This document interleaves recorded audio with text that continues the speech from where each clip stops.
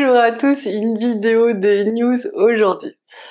Alors, les news c'est quoi? C'est un peu ce qui se passe dans le collectif des FJ, qu'est-ce qui se passe pour les FJ, comment ça avance d'une manière générale, ce que je peux constater à travers les rendez-vous que je propose, et puis comme ça on échange parce que ça brise un peu la solitude de se dire bon j'ai ça, est-ce que c'est normal, est-ce que c'est parce que je suis flamme jumelle, est-ce que c'est tout autre chose? Donc voilà un petit moment pour éclaircir les choses. Alors voilà, on est dans une période où on va vraiment nettoyer le cerveau, le mental. Ça c'est génial parce que ça veut dire que ça a bien travaillé sur les traumas, donc ça va ensemble en général. Donc on peut dire que bon bah tout le monde a eu des mémoires traumatiques malheureusement dans sa vie, au niveau des ancêtres aussi, et au niveau du karma.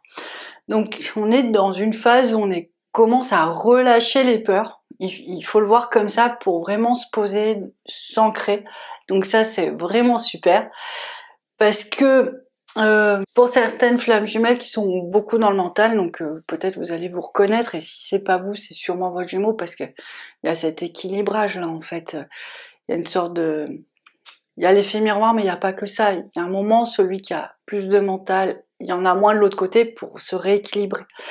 Donc voilà, je pense à ça. En fait, c'est assez surprenant parce que du coup, celui qui est détendu va pouvoir détendre l'autre et va pouvoir ramener cette plénitude. Pour ceux qui ont déjà cette plénitude, vous allez sentir votre cerveau peut-être un peu se congestionner. Vous allez dire je ne pense pas comme d'habitude, ou j'ai des a priori, ou une fermeture que je n'ai pas habituellement. Quand c'est comme ça, c'est plutôt simple. Vous vous recentrez sur vous, vous dites est-ce que ça m'appartient, est-ce que ça ne m'appartient pas. Donc si ça m'appartient pas, bah en fait vous reprenez vraiment conscience, ou vous recentrez sur vous, d'accord, et ben vous méditez si vous méditez. Moi je conseille à 200%, ça a changé ma vie vraiment. Et puis sinon ben vraiment vous alignez sur vous pour vraiment ne pas être absorbé par le blocage, le freinage mental de l'autre. Est-ce qu'on arrive à 100%? J'aimerais bien vous dire oui, non, mais en même temps, si on ne le fait pas, on est happé par le système ou le dysfonctionnement, ou en tout cas le fonctionnement actuel de la flamme jumelle. On n'est plus centré sur nous, et je vous rappelle que c'est vraiment l'effort, c'est de faire un axe magnifique, posé, fort, de lumière en équilibre. Et les énergies du jumeau qui se rapprochent, en fait, c'est vous qui les nettoyez, donc ça c'est un mouvement universel. Et quand vous les nettoyez, ben, en fait, c'est que vous les ramenez dans un champ de lumière, de libération et d'amour. C'est pour ça qu'on dit qu'il faut bien être ancré, faut bien être posé dans son corps, dans son âme, dans son cœur, pour que cette vibration, en fait, le transforme.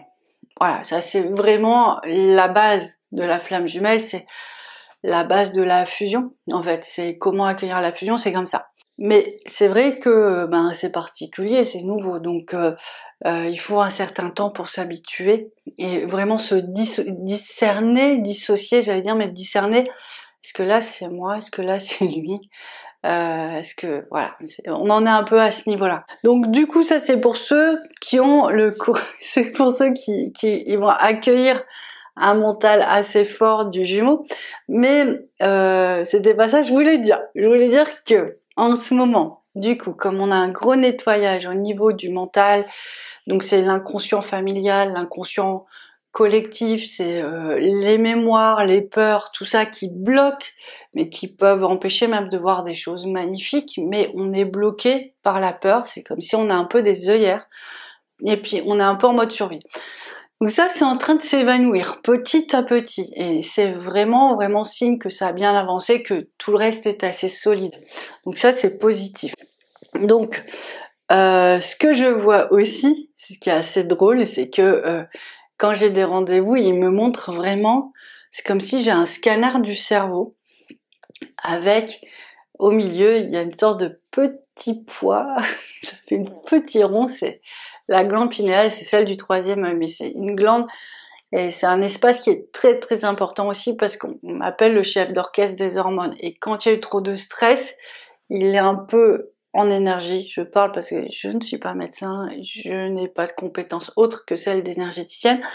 Donc on voit que c'est un peu figé et qu'il manque un peu une source de lumière. Alors ça par contre, j'ai vu il y a 10-15 jours qu'il y avait vraiment une reconnexion de cette petite glande avec un canal de lumière. Donc en fait ça va revitaliser l'ensemble de la vie, ça va libérer beaucoup de mémoire. L'idée c'est vraiment de travailler sur nos peurs, mais nos peurs karmiques et nos peurs ancestrales, et puis de retrouver une sorte de fluidité au niveau du cerveau, parce que quand il y a trop de peur, il est figé et du coup ça bloque les énergies.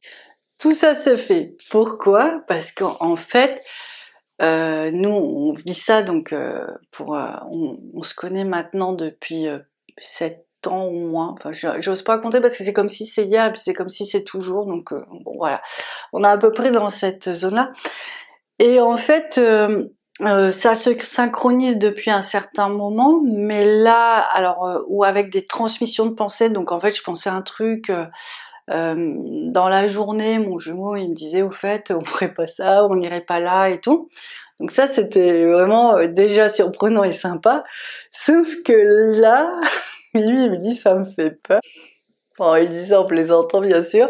Et c'est vrai que c'est assez troublant parce qu'il va penser à un truc et moi, dans les 5 secondes, je vais dire oh au fait et ça, et je vais penser à un truc et lui il va dire et lui il va me rattraper au vol parce que des fois on peut pas se parler, on n'est pas toujours ensemble, ou on va penser à un truc très précis et lui en fait soit il est pas dans la même pièce, il vient, il fait au fait et ça, et puis soit en fait le soir on communique là-dessus en fait.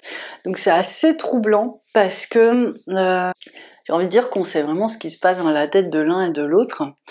Et alors, à ce stade-là, on a tellement nettoyé qu'il n'y a pas non plus pas fait pour être un bavardage incessant en fait. Hein. C'est pas ça, c'est pour ça vraiment je vous encourage à faire de la méditation si vous vivez ça. Parce qu'en fait, dans ce bavardage, il y a beaucoup d'énergie toxique pour vous dévaloriser souvent. Il y a beaucoup d'énergie de limitation.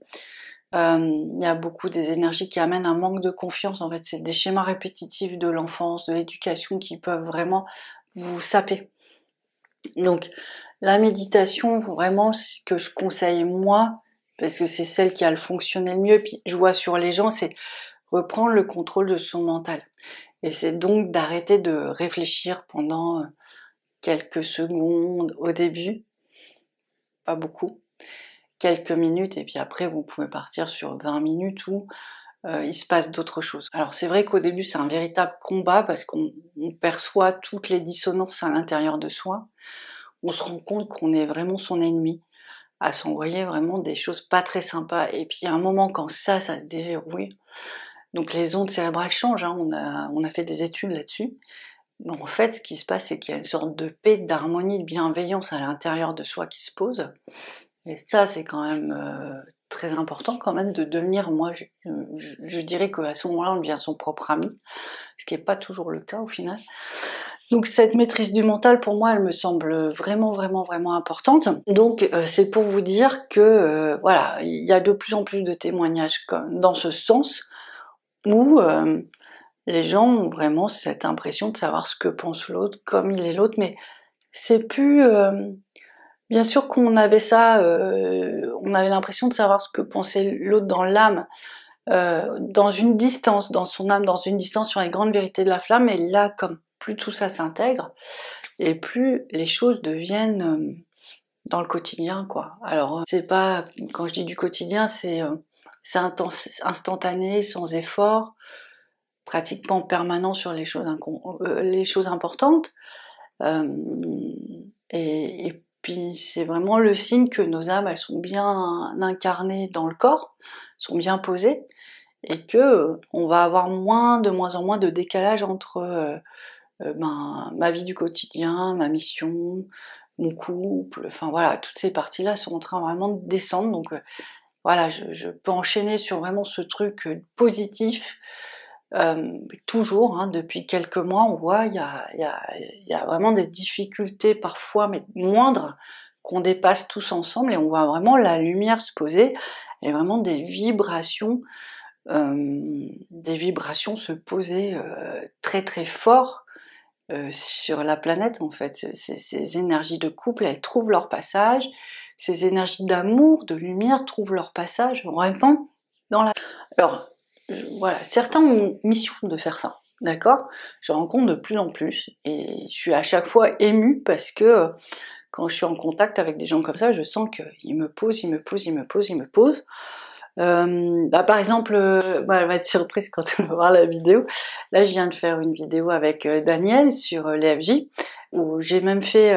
D'ailleurs, je vous invite à aller voir sa chaîne, parce qu'il y a vraiment cette vibration-là d'ouverture et à la fois de ramener ce champ spirituel sur Terre. Ça s'appelle 5 minutes de bonheur, et je fais ma description du bonheur, on vous mettra en fait le petit lien comme ça dans le descriptif. En fait, c'était drôle parce qu'on a dû la faire 2 fois cette émission et je me suis rendu compte qu'à 1 ou 2 mois d'intervalle, ma définition n'était plus du tout la même, donc ça m'a fait sourire parce que ça m'a permis de voir à quel point j'avais pu avancer. Et je pense qu'elle était à l'origine de ce changement aussi, donc c'est vraiment une chaîne intéressante, je vous invite à aller voir ça. Et puis allez me voir à l'occasion, mes 5 minutes de bonheur, c'est quoi? Donc voilà, ça c'est la parenthèse, c'est un peu dans tous les sens aujourd'hui. Et voilà. Donc, des gens qui posent, comme Daniel, mais il y en a d'autres. Alors souvent, je voulais vous en parler parce que souvent c'est troublant. On va parler de gens qui peuvent avoir, qui vont avoir une action à travers le corps, à travers le collectif. Des gens qui vont créer des lieux aussi. Ça permet de poser cette énergie sur une grande distance, un grand diamètre, un grand périmètre. Et c'est assez troublant. Donc je vais vous dire pourquoi j'en parle. Parce que y a des gens qui sont très bons thérapeutes, qui ont appris plein de choses, qui ont vraiment mis en lumière. Mais il y a un moment sur ce fin de parcours de FJ, il y a une sorte, on va vous donner d'autres missions plus puissantes, plus fortes, où vous allez toucher plus de monde, des missions qui vont vraiment transformer le collectif. Il y a des gens qui se disent mais c'est étrange en fait, j'ai rêvé d'être thérapeute toute ma vie, au final le soin individuel me convient pas vraiment, ou ça me fatigue. En fait, souvent il y a un changement sur des missions donc plus importantes. Donc je vais vous donner des idées de ce que ça peut être. Donc ça peut être souvent autour de la peinture, autour d'un lieu, autour de mouvements, autour d'accueillir le corps. Bon, moi, c'est ma gamme de développement personnel là que je suis en train de mettre en place qui m'aide à faire ça. Donc en fait, je voulais vous dire, soyez alerte et ne soyez pas focalisés sur votre idée de départ. C'est normal, si vous avez reçu tellement d'énergie, vous avez tellement travaillé sur vous, que maintenant vous avez une mission soit avec la force du couple, soit avec la force de la famille. Donc c'est-à-dire que vous avez une énergie décuplée, et c'est normal que ce que vous faisiez avant vous toute seule dans votre énergie ne vous nourrisse plus autant, et du coup on vous demande vraiment de poser. Grâce à la mission, on pose l'énergie de la famille, on pose l'énergie du couple. Donc soyez bien attentifs si vous avez une mission de cet ordre-là. Ça veut pas dire que tout est à... Ouais, je sens que ça a du mal parce que je vous parle et je vous vois, je vous imagine sur vos énergies et je vois que ça flotte, hein. Alors du coup, j'arrive plus à trouver mes mots. Donc non, on ramène tout ça. N'hésitez pas à écouter votre guidance intérieure. Parfois, ça se manifeste en rêve, parfois ça se manifeste par des envies où vous dites mais non, j'ai prévu ça depuis longtemps, et puis on vous dirige vers autre chose. Si c'est vos missions, vous allez sentir un sentiment d'apaisement et d'ancrage que vous ne trouverez nulle part ailleurs. C'était vraiment ce que je voulais vous dire aujourd'hui, c'est que vous n'êtes pas versatile, vous n'êtes pas inconstant, c'est qu'on vous demande un peu plus, et ce un peu plus, même s'il peut faire peur, il vous permet vraiment de continuer à poser des choses très importantes pour vous, pour votre famille, pour le monde aussi, indépendant sur quel espace on est posé. Donc répondez à cet appel, vous verrez, vous allez sentir des bénéfices assez immédiats. Après, vous le faites en douceur, je vous dis pas de claquer la porte, on peut avoir plusieurs missions, mais ne vous fermez pas. Et puis commencez à poser des petites pierres et vous verrez comment ça réagit à l'intérieur de vous. En général, on sent que c'est ça, quoi. Voilà, j'ai 2 autres points à évoquer avec vous, mais je vais faire vite parce que sinon ça va durer 3 heures. Pour celles qui sont mères divines universelles, il semblerait qu'on est vraiment en train de transmuter les énergies au niveau de la grossesse, des manques de compléments alimentaires, des compléments, je pense au fer, je pense aux oméga, je pense à l'acide folique. Donc vérifiez bien si vous n'avez pas des manques, des carences dans ces domaines-là, c'est-à-dire que si vous ressentez ça dans votre corps, une sorte d'épuisement, n'oubliez pas de demander à être vraiment dans votre mission de mère divine universelle pour que, voilà, il y ait cette protection, vous fassiez le travail, mais sans être trop vidé de vos propres énergies, de vos propres... de qui vous êtes en fait, de votre propre force, voilà. Évitez de... voilà. Donc du coup, si vous vous mettez bien dans cette mission-là, ça va reconstituer un champ de protection autour de vous, c'est ce champ-là qui va travailler. Si vous ne mettez pas bien en place, l'énergie, elle va venir pomper, ça peut vous fatiguer. Voilà, donc je vous laisse vraiment observer ça. Vous pouvez rééquilibrer tout ça grâce à l'alimentation, les oméga, l'huile de lin, le fer, souvent on mélange des légumineuses et de la vitamine C. Après, voilà, si vous voulez aller plus loin, je vous invite à vraiment prendre rendez-vous avec des spécialistes, les naturaux, les médecins. Voilà, vous connaissez. Donc ça, faites attention à votre santé, faites attention à votre alignement. Et je voulais parler d'autre chose qui me semble vraiment importante. Peut-être qu'on en parlera plus tard, mais ça commence à arriver. C'est que j'ai vraiment cette sensation qu'on nous demande de recréer des cercles vertueux. Les cercles vertueux, qu'est-ce que c'est? Nous on habite à la campagne, donc forcément il y a cette idée de compostage et de rendre à la terre, vous voyez. On va avoir cette idée aussi de s'occuper des plantes, mais aussi de trouver des espèces qui perdurent d'année en année, parce qu'on crée un lien et on a besoin, voilà, de cette continuation, cette continuité. Donc on va, voilà, dans le vertueux, moi par exemple, j'ai plus envie d'acheter des choses qui sont écologiques, ou qui ont vraiment une vibration écologique pour vraiment recréer des liens. Alors, je vous demande dans la matière de recréer des choses parce que je pense que concrètement, il y a un moment, on a un petit peu oublié tout ça dans l'histoire de l'humanité et on a oublié et on a brisé ces liens-là. Et ces liens-là, en fait, je pense que symboliquement, c'est un peu comme le feng shui, vous recréez des liens vertueux et vous les recréez à l'intérieur de vous aussi. Et ça vous permet de reconstruire des espaces en vous qui ont été malmenés ou oubliés, ou voilà, qui ont disparu un petit peu. Donc voilà, soyez attentifs si vous avez des élans comme ça, de créer de la fraternité aussi, de créer de l'abondance partagée. Faites-les parce que je pense qu'il y a une grande vertu guérisseur et ça va vraiment vous aider pour la suite du chemin. Bon voilà, j'ai tout dit, hein, c'est des bonnes news je trouve. Et puis je vous dis à très bientôt, comme d'habitude. Allez, au revoir!